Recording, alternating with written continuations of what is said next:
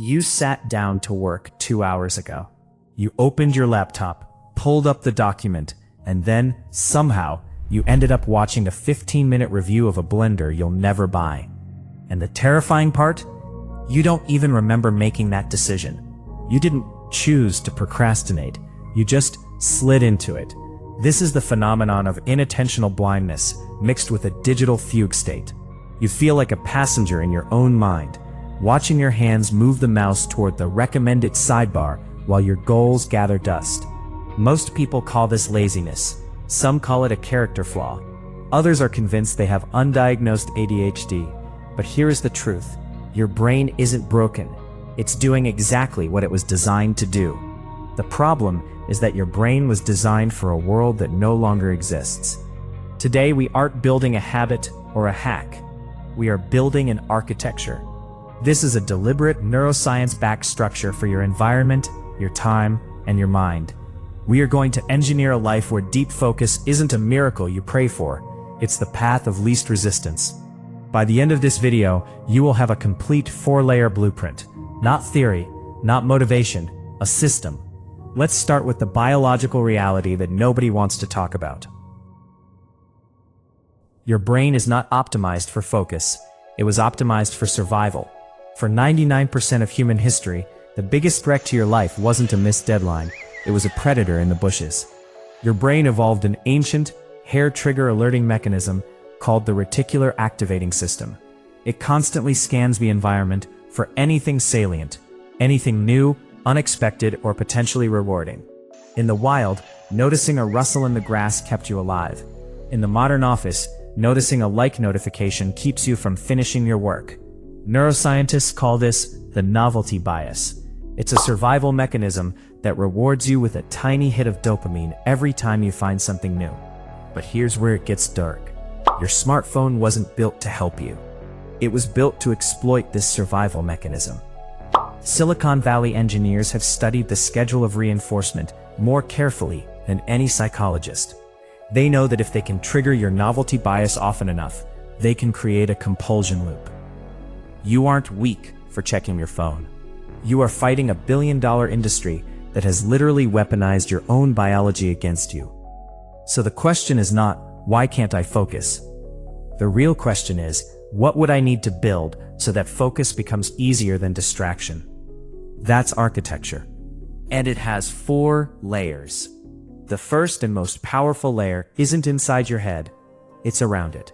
We like to believe our willpower is a muscle we can flex to stay focused. Science tells a different story. Willpower is a finite resource that drains every time you have to make a choice.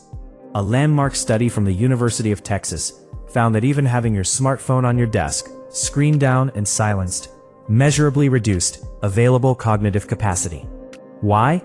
Because a part of your brain is actively working to ignore the phone. You are literally getting dumber just by sitting next to your device.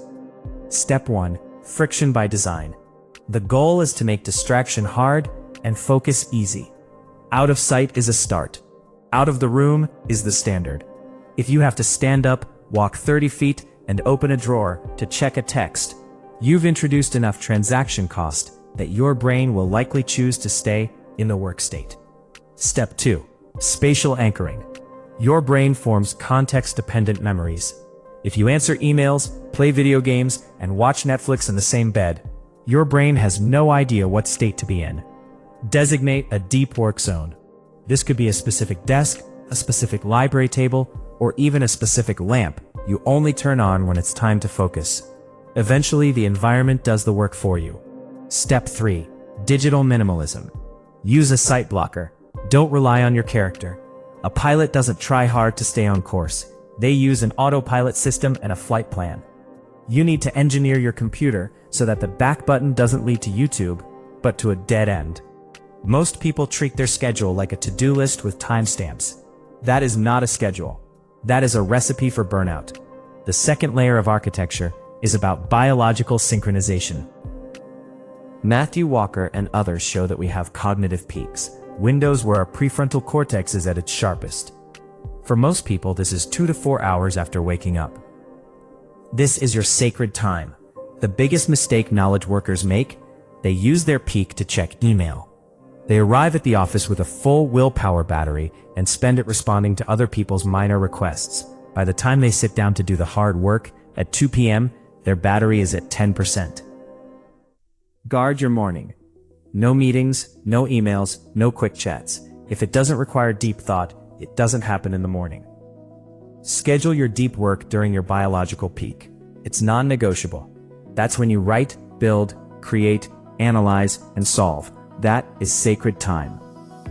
Meetings, emails, admin, calls, those go in your dip. That's when your brain is perfectly suited for low-stakes, reactive tasks. Most knowledge workers do the exact opposite. They check email first thing in the morning, a reactive, low-value task, right when their cognitive resources are at their highest. They squander their peak on other people's priorities.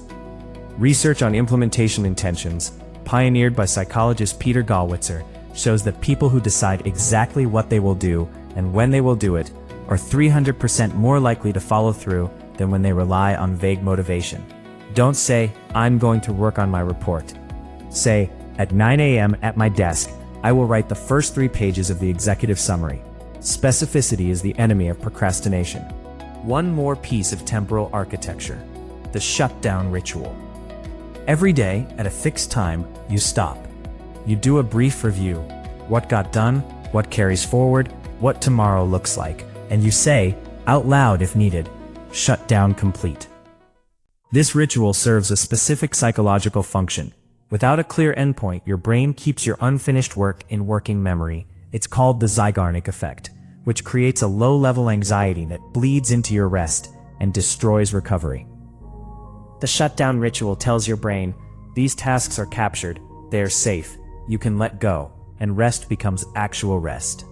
You can have the perfect desk and the perfect schedule, and still sit down to find your brain feels like wet cement. That's because the third layer is internal, and it's where most people give up. We have spent the last decade training our brains for continuous partial attention. Here's the hard truth: focus is a skill. It atrophies without practice. And most of us have been practicing the opposite: rapid switching, passive consumption, reactive scrolling, for years. You do not find focus, you train it. The training happens in 3 places. First, boredom tolerance. This might be the most underrated focus skill in existence. Every time you reach for your phone during a 30-second delay, waiting for a microwave, an elevator, or a traffic light, you are training your brain that stasis equals panic. You are teaching yourself that you cannot be alone with your thoughts. To fix your focus, you must relearn how to be bored. Sit for 5 minutes a day with 0 input. No music, no podcasts, just you. Start tolerating boredom deliberately. When you feel the urge to grab your phone, wait 5 minutes, then 10. Let your mind wander. Look at a wall. Sit with the discomfort. This is not wasted time. This is a strength training for your attention. Every moment of tolerated boredom builds the muscle you need to stay in your chair when your work gets hard.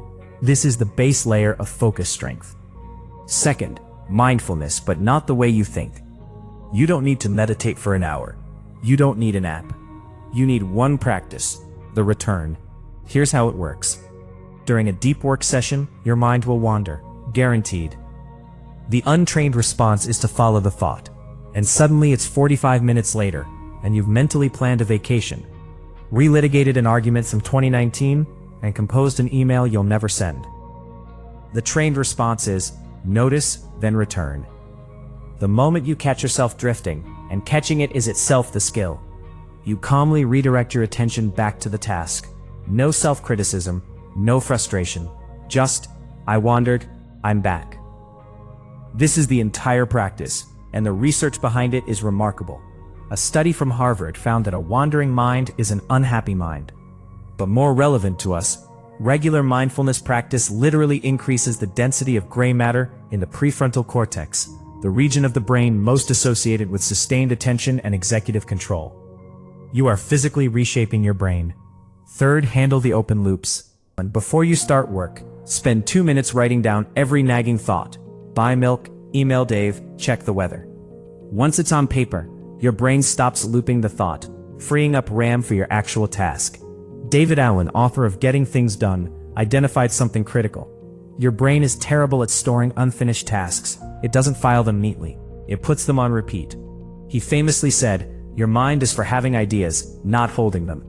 Any task, worry, or commitment you haven't captured somewhere outside your head is consuming background processing power right now. It's one of the reasons you sit down to work and immediately feel overwhelmed by mental noise that seems unrelated to what's in front of you. The fix is embarrassingly simple. Before each deep work session, spend 5 minutes doing a brain dump. Every nagging thought, unfinished task, thing you're worried about forgetting. Get it out of your head and into a system or book you trust. Then, close the notebook and go to work. This final layer is the one that distinguishes people who sustain deep focus for years from people who burn out in months. Recovery is not the opposite of productivity. It is the foundation of it. High performers don't just work harder, they recover harder. Here's what most high performers get wrong. They optimize input, better tools, tighter schedules, stronger habits, and they completely neglect output, the biological processes that restore cognitive capacity. Sleep is first, and I will not soften this. Matthew Walker's research is unambiguous. Sleeping fewer than 7 hours per night degrades cognitive performance in ways that are nearly identical to being legally drunk.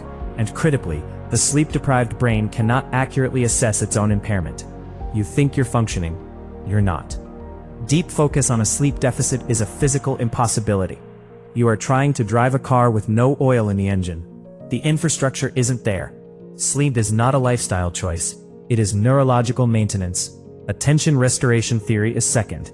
This concept comes from Rachel and Stephen Kaplan, who suggest that modern life requires directed attention, which is exhausting. Nature, however, provides soft fascination. Looking at a sunset or a moving stream doesn't require effort, but it keeps the senses engaged. This recharges your prefrontal cortex. A 20-minute walk in a park without a phone can provide more focus recovery than 2 hours on the couch. These are not breaks from work. They are part of the architecture. Schedule them, protect them. Third, strategic incompletion. This sounds counterintuitive, but this was Ernest Hemingway's secret, and science backs him up. He never finished a writing session when he was stuck. He always stopped when he knew exactly what was going to happen next. At the end of each deep work session, stop mid-sentence, mid-paragraph, mid-thought. Leave the work unfinished in a specific way. The Zeigarnik effect, the same force that creates anxiety, can also work for you. An open loop pulls you back. When you return to your work the next day, your brain has already been quietly working on it. Starting is effortless because you know exactly where you are. You end the day with a thread to pull, not a blank page to fill. There's a reason deep focus feels rare in the modern world. It is rare, not because it's hard, but because almost nothing in our environment is designed to support it. Our phones, our open-plan offices, our always-on culture, all of it is built for reaction, for speed, for surface. Deep focus is becoming the superpower of the modern world, not because it's inherently more difficult than it was for our grandparents, but because our architecture is more hostile. You can continue to blame yourself. You can keep buying productivity planners and hope for the best. Or you can accept that you are an animal with specific biological needs and start building an environment that respects those needs. The mind that can focus deeply for hours consistently on work that matters is not a gift. It's a construction project. And you just got the blueprint. Start with one layer, one change. This week, put your phone in another room during work. Next week, protect your peak hours. Build slowly, build deliberately, and you just got the blueprint. If this gave you something to think about, share it with one person who's been struggling to focus. Theory is the map, but action is the territory.